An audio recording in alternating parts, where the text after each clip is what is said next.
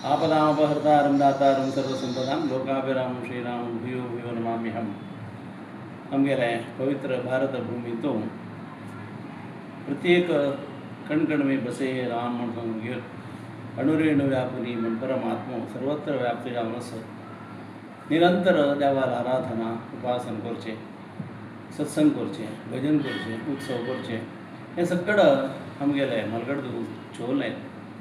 तशें दक्षिण भारताचे दक्षिण कन्नडांतू वटपुरा म्हणून घेवन बंटवाळ क्षेत्र थंय सीतारामालें देवस्थान मस्त काळजून देवाला आराधना करून घेवचे चड हे पराभव नांव संवत्सरांतू पुरुषोत्तम मास व्यवहारांतू अधिक मास म्हणून सांगतात.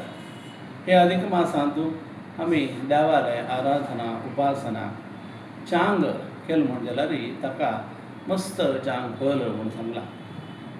तशी वायट करून घेवन अशी चांग कर देवा म्हण सांगून घेवन आमी देवाले मागचे.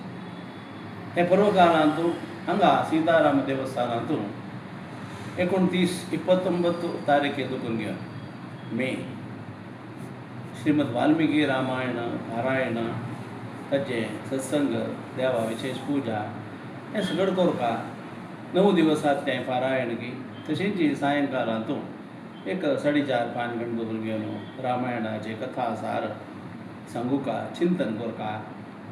त्यानंतर देवाले आनीक आमकां आमी तातूंत भाग घेतलें म्हण जेवचे खातीर आमी 19 तारखेक म्हळ्यार प्रारंभा दिसाकची सांजवेळा सत्संग जातरी देवाले जन्मोत्सव रामजन्म उत्सव करता म्हूण घेवन संकल्प केला.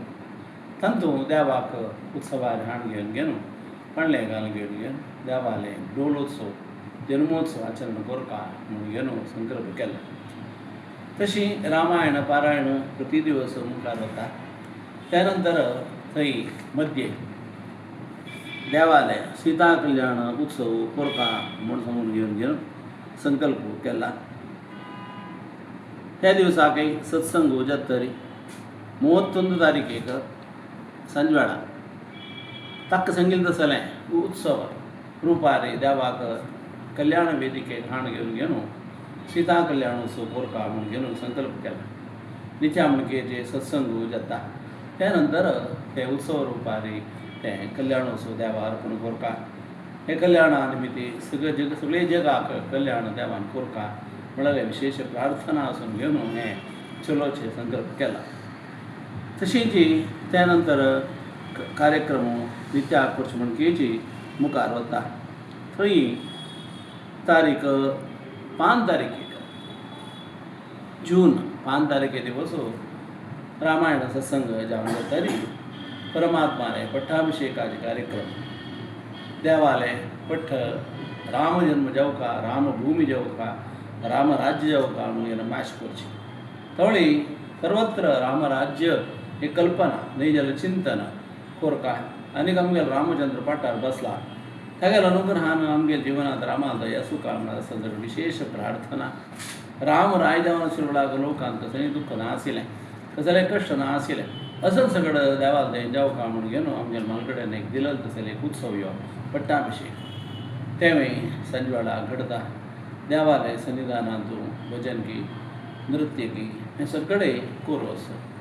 त्यानंतर 6 तारखेक सकाळीं सुंदरकांडा हवन, 7 तारखेक सुंदरकांडा हवन समाराधन हें सगळें जेवचें आसा.